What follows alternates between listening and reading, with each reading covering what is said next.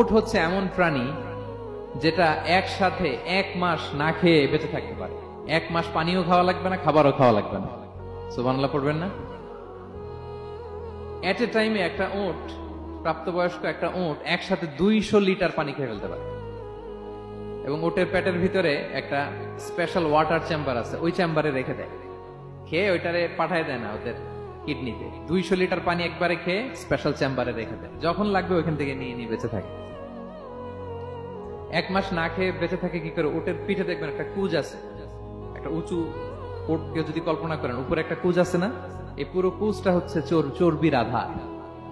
তো ওটের যখন খাবার থাকে না মরুভূমিতে, মাসের পর মাস যখন চলে, ওই চর্বি থেকে এনার্জি নিয়ে সে মরুভূমিতে চলে, সে না খেয়েও বাঁচতে পারে। আমাদের চোখের মধ্যে যেমনি একটা পাপড়ি, এরকম এক পাপড়ি দিয়ে উটকে আল্লাহ বানায় নাই, ডবল লেয়ারের পাপড়ি দিয়েছে। কারণ মরুভূমির মধ্যে চলতে পথে লু হাওয়া থাকবে, মরুভূমির সাইমু, বালুর ঝড়, এই ঝড় মোকাবেলার জন্য, লু হাওয়া মোকাবেলার জন্য ডবল লেয়ারের চোখের পর্দা। একটা পর্দা ফেলে রাখে আর একটা খুলে সে হাঁটতে থাকে, তার কিছুই হয় না। সুবহানাল্লাহ।